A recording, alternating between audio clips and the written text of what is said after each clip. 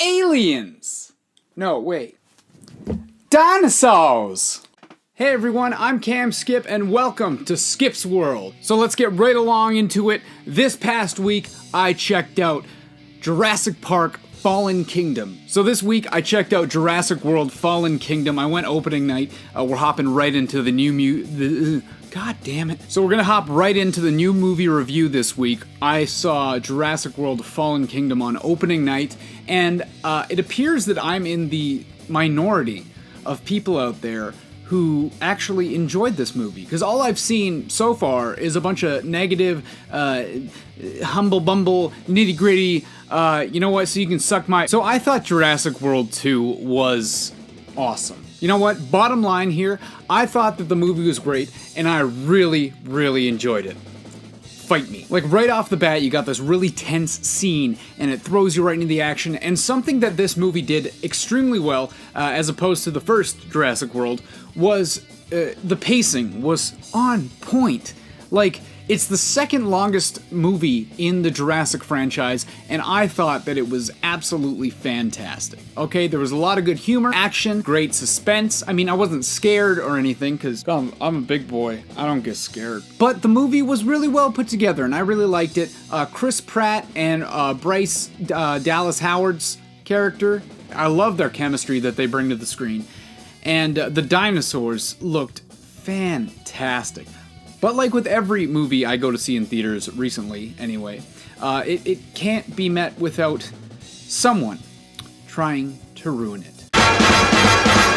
So this time, I always splurge for the prime seating. So you get this nice seat, it rocks back, you know, you get a lot of leg room, it's reserved for you, so you can show up right before the movie starts and boom.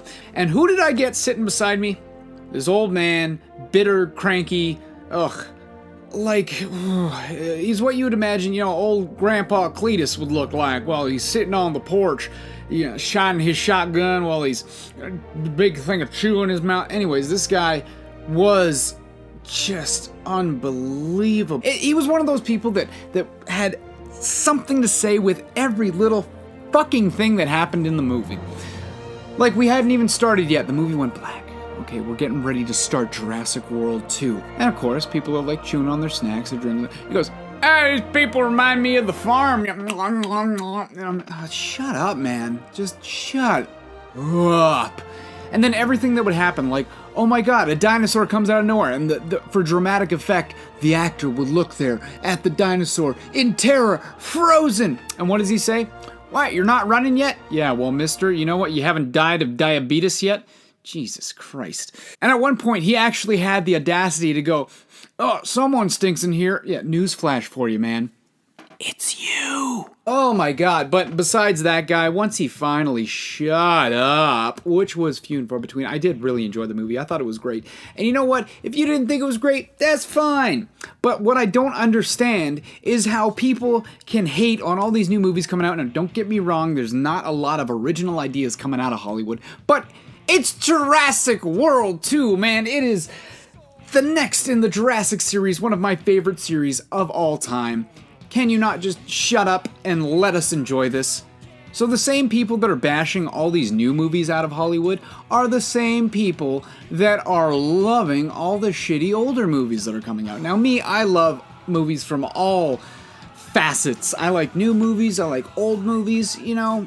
I actually have a friend who does not watch movies before like 1995 because they're old, but I'll get into that on a later podcast. Today, though, I want to compare Jurassic Park to Carnosaur 1 and 2. They're very shitty movies. They're very bad, but you know what? I like them. I enjoy them, as bad as they are. But I mean, Jurassic World was so much better. Like, why you gotta hate on Jurassic World? I don't understand it, okay? So, like, Carnosaur is, it came out a couple months before the original Jurassic Park was released in theaters, so it tried to, you know, get onto that dinosaur train that was going on, but it's not a great movie. Also based on a book, genetic splicing and stuff, this scientist, spoiler alert, this scientist makes a disease that affects women, and as they die, they give birth to dinosaurs. I don't know, Carnosaur 1, it's kind of dumb, but it's fun, and yeah, I don't know, check it out, okay? Carnosaur 2 is basically a beat-for-beat ripoff of Aliens. Carnosaur 2, it's been compared, some people have said it's like the closest thing to a Dino Crisis movie we'll ever get. And I mean, I would love to see an actual Dino Crisis movie. But for now, we just got Carnosaur 2, so go enjoy it. They're dumb, they're fun. Stop hating on Jurassic World 2, asshole. You know what, let's take a moment here. We're gonna go over to my good friend, Dr. Baron von Fleetwood Mac, and he's gonna try to explain why people hated on the new Jurassic World so much. Greetings, boys and girls. I am Dr. von Baron Fleetwood Mac, and I am here for a good friend here, Skip. He's doing his video. I'm here to hopefully explain to you why everyone loves hating on the new movies that come out these days. We are here in the tall grass looking around for evidence on why people hate the new movies. I do not understand it. I love, anything with Charles Bronson. I even like when the man who plays Bane was Tom Hardy when he plays Bronson. I love all those kind of movies. I love practical effects. That is the main reason why nobody loves new movies anymore. There's too much CG, too much CGI. You need the practical effects. The raptors just jump out at you. And then you have to understand that that is more fearful because it's real. It is real to you. I mean, if I go like this, oh no! And I say, oh, we put in CG later. Then you say, no, that's a bad idea. That's a bad idea, Dr. von Baron Fleetwood Mac. That is not a good idea. That does not look good on film. But if you have the practical effects, if all of a sudden the raptor goes, the raptor has caught me! Then that makes a better movie. Me, man, I love Jurassic Park. I love all the facets of Jurassic Park. I watched the original so many times when I was a kid. And then The Lost World came out. I watched that a bunch of times. You know what? Everyone hates on Jurassic World 3 as well. But that was the first Jurassic World. Fuck. Everybody hates on Jurassic Park 3. But that was the first Jurassic Park movie I ever got to see in theaters. Luckily, I got to go when Jurassic Park was re-released in 3D, and I got to see that, and it was amazing. I loved it. And recently, this year, I went to the Calgary Comic and Entertainment Expo, and Mr. Jeff Goldblum was there. You know, Dr. Ian Malcolm, Chaos Theory, and all that kind of stuff. That was a very bad Ian Malcolm, I'm sorry. But he actually signed my Jurassic Park VHS, and I love it. And as you can see, I have like a zillion other Jurassic Park. I have a bunch of other, I have like 3 The Lost Worlds. One was mine from when I was a kid, and I was actually going to do this whole thing where, you can find it, but it's so hard to find without the little holographic Tyrannosaurus thing, because now, everyone took them out. But then earlier, like yesterday, I went out thrifting to see what I can find, and I found a near pristine copy for $1 that still had the thing, so that bit went out the window! But yeah, bottom line here, I really like Jurassic World. I really liked the new one. And I don't have much else to say on that, except for you're bitter if you didn't go out and enjoy it. It is more of an action movie than, a dinosaur genetic horror film. It's like, the Jurassic World Fallen Kingdom felt like if Indiana Jones and the original Jurassic Park kind of had a love child, while Jurassic Park 3 sat in the closet and watched them.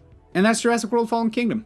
I don't know, I give it, 3.75 dino eggs out of Life Finds a Way. We're gonna move along to Cam's vinyl vault here, and this week I recommend picking up Late Show by The Beaches, Canadian band out of Toronto. They are on their 3rd release. That's this guy right here. Their first 2 releases were EP. This is their first full-length album. I got to see them recently, actually. The same weekend that I went and got Goldblum's signature, I saw them in Calgary as well, and they actually signed some of I got 2 signatures of The Beaches. They're a great garage rock band, I think, full female band. They know how to rock. And they made my jaw drop. They made my jaw drop as they stole my heart. I don't know. I got friends who could vouch with how excited I was when we saw the beaches.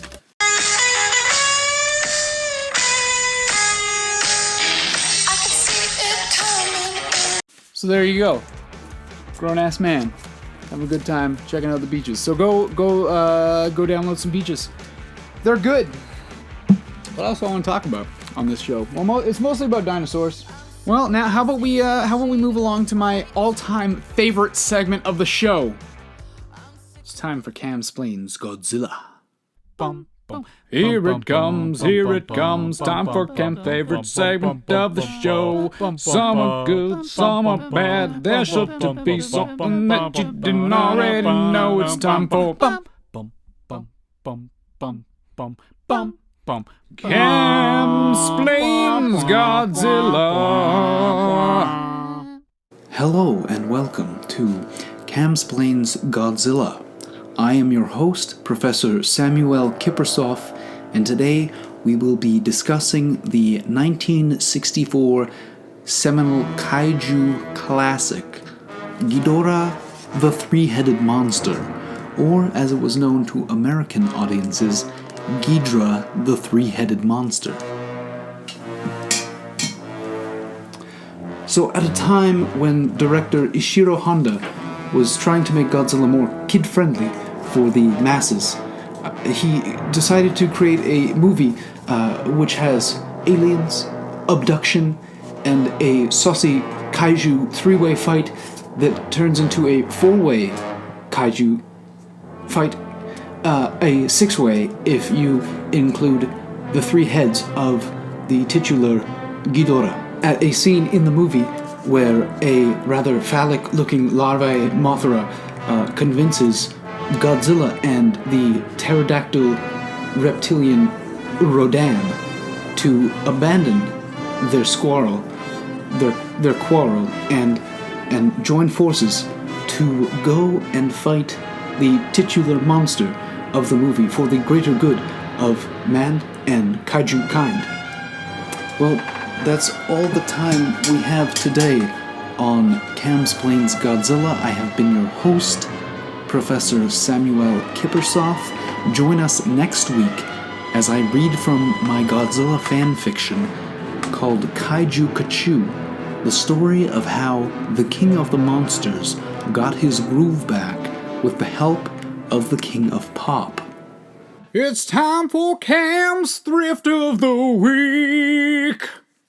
Hey, I'm Cam Skip, and welcome to Thrifting with the Thrift King. I don't know, I've been calling it both of these things, actually. So, this is Thrifting with the Thrift King, and with the Thrift King, god damn it. So this is Thrifting with the Thrift King.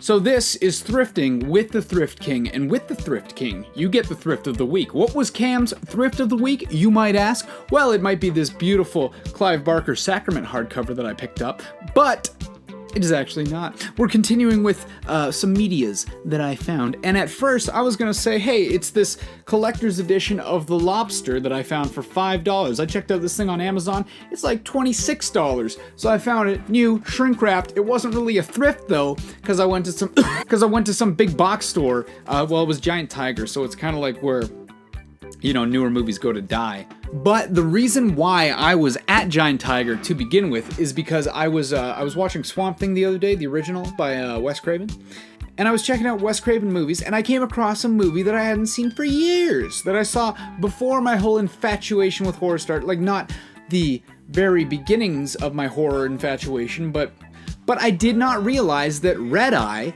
with Rachel McAdams and Cillian Murphy, was a Wes Craven film. So I ran over to my DVD shelf. That sadly, Red Eye was one of the movies that was lost. And then somewhere along the line, the DVD got lost, still got the case, so I was not happy about that. But I went out to Giant Tiger, and I was like, oh, maybe take a look around, see what they got for cheap movies, and guess what? $5, mofo! They had the movie I was looking for, so that is a thrift wing. That's right. Also, I found the band The Last Waltz on DVD. You don't have any. Do you know how? Do you have any idea how hard this movie has been for me to find? I mean, I could order it online, sure, but I want to find it. I want to thrift it. And guess what? I did. That's why I'm the thrift king. So, leave you with that. The band Last Waltz. Check out the movie. It's fantastic. Check out The Beaches. The album Late Show. It is beautiful. And check out Jurassic World: Fallen Kingdom. Don't be a sheep. Make your own opinion. Don't just hate on it for the sake of hating on it. Or else I will hate on... No, that's not true. I love you. I love you all. Thanks for watching, and I'll see you guys next time.